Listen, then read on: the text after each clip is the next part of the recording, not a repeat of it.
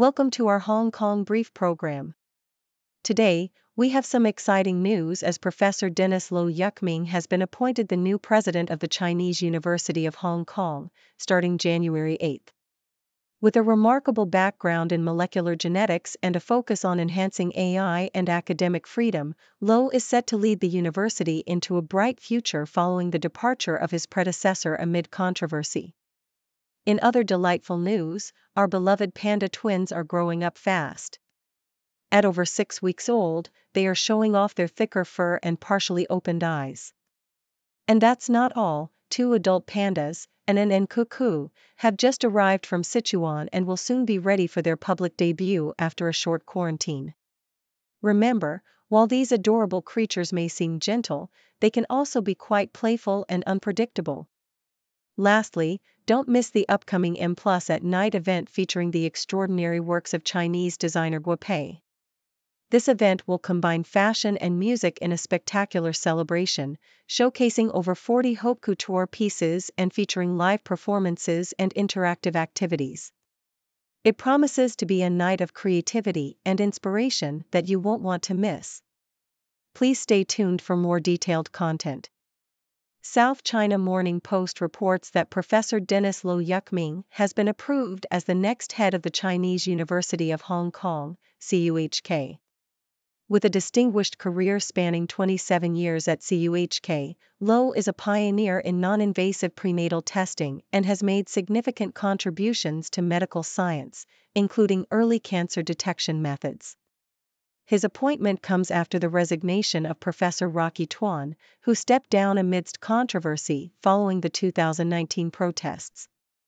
Lo aims to enhance the university's focus on artificial intelligence and safeguard academic freedom while mending the institution's image and fostering relationships with mainland Chinese counterparts.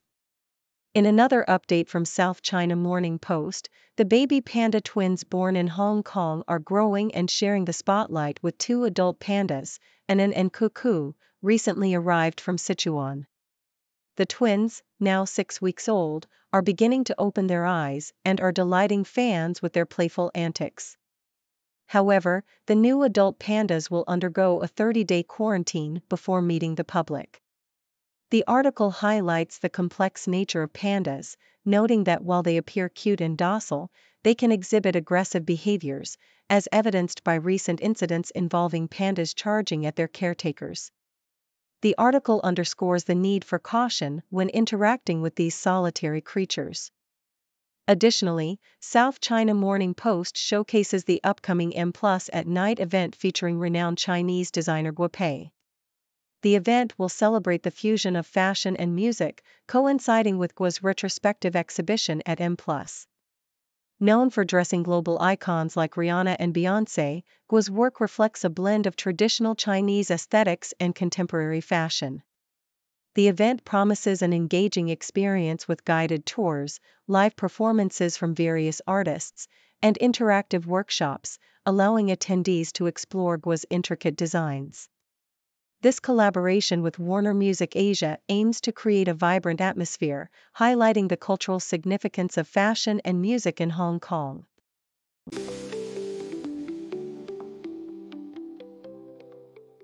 South China Morning Post reports that shares of New World Development, NWD, soared by 15% to $9.42 following the announcement of a management reshuffle that saw CEO Adrian Cheng step down. Cheng, who has been at the helm since 2020, will transition to a non-executive role as vice chairman, while COO Eric Ma takes over as the new CEO. This change comes as NWD faces significant financial challenges, including an expected loss of up to 20 billion Hong Kong dollars for the financial year, attributed to rising debts and a downturn in the property market. The company has been actively working on debt repayments, having completed over 16 billion Hong Kong dollars in arrangements recently, as part of its broader strategy to revitalize operations and accelerate growth. South China Morning Post also highlights the remarkable resurgence of the Hang Seng Index, which climbed above 20,000 for the first time in over a year, marking a bull market territory with a 20% gain from recent lows. The increase was driven by a wave of optimism following Beijing's new economic stimulus measures, including a substantial stock buying facility and policy rate cuts. Major tech companies like Alibaba and JD.com saw significant stock price increases, contributing to the overall market rally. Analysts noted that the government's proactive approach to reviving the economy has instilled confidence among investors, leading to a 4-day winning streak in Hong Kong's stock market, reminiscent of the market's recovery post-COVID. South China Morning Post features the inspiring story of Chan Meitu, a 29-year-old novelist and historian, who is leveraging digital platforms to engage young audiences with Chinese literature and history. With 11 novels and over 400 short stories to her name, Chan is not only a prolific writer but also a cultural advocate, using her YouTube channel to dissect and analyze wuxia novels. Her innovative approach has earned her a nomination for the Spirit of Hong Kong Awards, recognizing her efforts to make Chinese culture accessible and exciting. Chan's commitment to inspiring future writers is evident as she lectures at schools and judges writing competitions, emphasizing the importance of creativity and connection in literature. Through initiatives like a charity photo project showcasing resilient women, Chan aims to inspire others to use their talents for positive change, proving that storytelling can transcend traditional mediums and foster a sense of community and empowerment.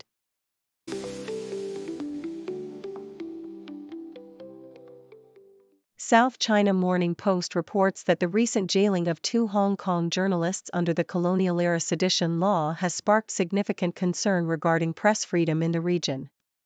The sentences, 21 months for former editor-in-chief Chung Pui-kun and 11 months for ex-acting editor Patrick Lam Shu-tung, reflect the increasing risks faced by media professionals in Hong Kong. Amnesty International has condemned the ruling as a bleak day for press freedom, emphasizing that it serves to reinforce a chilling effect on journalism, dissuading individuals from criticizing the authorities. Experts note that the ruling may not have an immediate impact on news outlets, as many have already adopted a more cautious approach due to the ongoing trend of self-censorship. In another piece from South China Morning Post, the tensions between banks and homeowners in Hong Kong are highlighted amid a struggling property market. As property values decline, banks have increased incidents of calling loans, demanding immediate repayment, leaving many homeowners in distress. With nearly $34 billion in bank loans coming due next year and only a small fraction refinanced, borrowers are left with limited options. Although banks have the right to call loans, they often hesitate to do so to maintain goodwill and avoid creating bad debt. The Hong Kong Monetary Authority has assured borrowers that banks will not demand early repayment as long as mortgage payments are made on time, but the overall sentiment remains cautious in the face of economic uncertainty. BBC reports on the growing concern surrounding AI technology and its potential for misuse in corporate settings, particularly in CEO fraud cases. A startling incident in Hong Kong involved an AI clone that tricked staff into losing a staggering $25 million during a video meeting.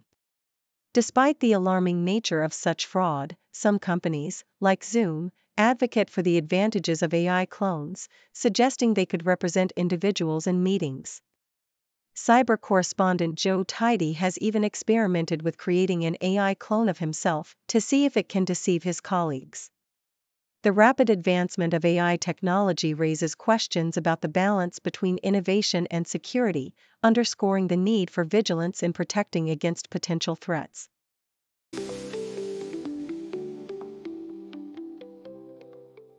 South China Morning Post. In the imaginative realm crafted by Singaporean AI artist Nice, the concept of aunties transcends the mundane, taking on surreal and whimsical adventures. From mermaids with plastic bottle tails cleaning polluted oceans to aunties riding robot camels in search of ancient cakes, these characters embody a vibrant spirit that defies societal norms. Nice Aunties, who chooses to remain anonymous, draws inspiration from her own experiences growing up surrounded by strong women in a matriarchal family, blending elements of daily life with kawaii aesthetics to explore themes of individuality, aging, and beauty. Her work aims to challenge the negative stereotypes often associated with older women, presenting them as dynamic and free-spirited figures who celebrate their uniqueness and self-expression. Australian Broadcasting Corporation, in a significant ruling for media freedom, a Hong Kong court has sentenced former news editor Chung Pui-kun to 21 months in prison for publishing seditious articles, marking the first conviction of journalists under the colonial-era sedition law since Hong Kong's handover to China in 1997. Chung's colleague, Patrick Lam, was released immediately on health grounds after being sentenced. The case has drawn international condemnation, with diplomats from various countries present at the sentencing and calls from the UN Human Rights Office for a review of the court's decision. Stand News, the outlet for which the journalists worked, was known for its critical reporting during the pro-democracy protests and was raided by police in 2021, leading to its closure. The ruling has raised concerns about the erosion of press freedom in Hong Kong amid increasing political tensions. South China Morning Post, in the world of sports, the excitement continues with notable results and changes. Jose Mourinho is back in the spotlight as he leads Fenerbahce to a 2-1 victory in the Europa League, marking his pursuit of a third title in the competition. Meanwhile, Hong Kong's influence is felt as Kian Fitzjim scores for Ajax, despite his ties to the city fading as he receives a call-up for the Netherlands under-21 team. In women's football, Arsenal secured a convincing 4-1 aggregate win to advance in the UEFA Women's Champions League, while Manchester City also progressed with an 8-0 aggregate victory. In Formula One, Daniel Ricciardo's departure from Red Bull has been confirmed, making way for young driver Liam Lawson. As cricket matches in England face weather disruptions, the sporting scene remains vibrant, showcasing the highs and lows of athletes across various disciplines.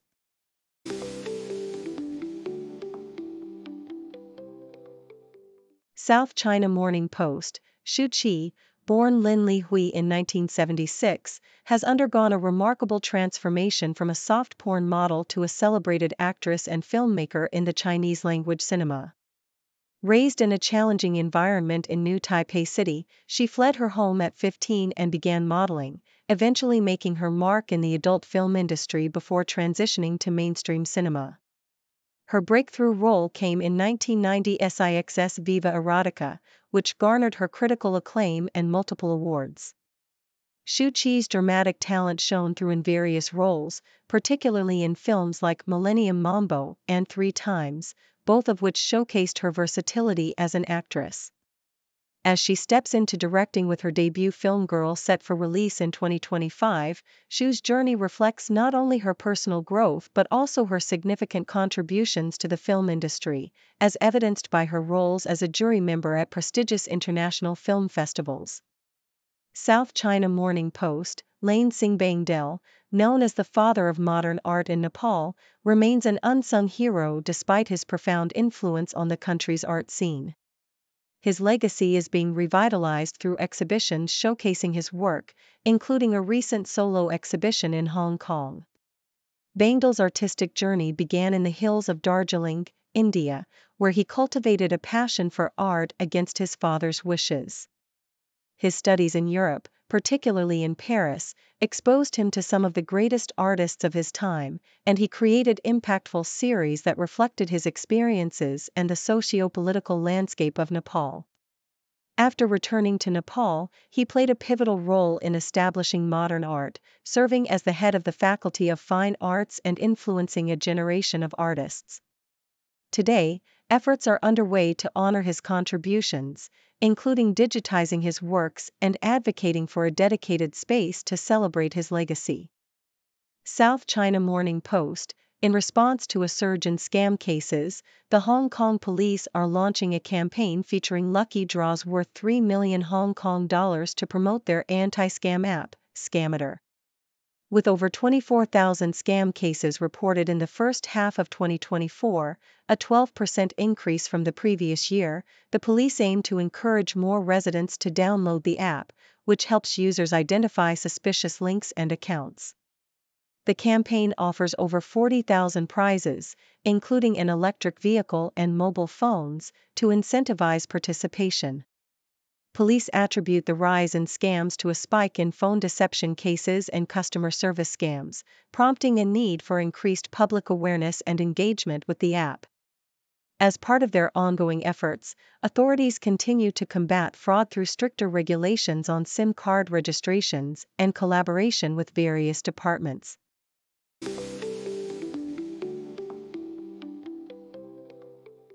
Thank you for tuning in. The content above showcases the latest briefing reports and analytical synopses, thoughtfully curated by the CUHK team.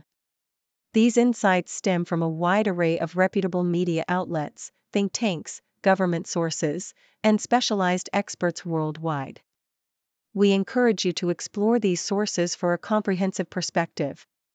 Keep in mind that while the content may not always align with the official standpoint of CUHK brief, it's not meant to be taken as absolute directives for decision-making.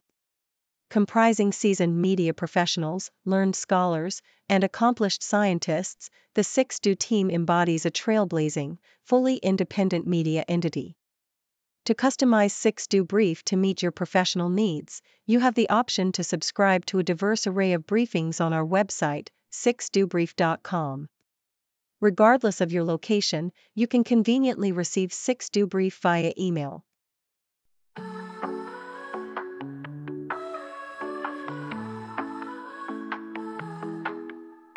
Waking up to wonders, checking nature blunders. Got our rockets flying while the oceans are sighing. Lasers in the sky now.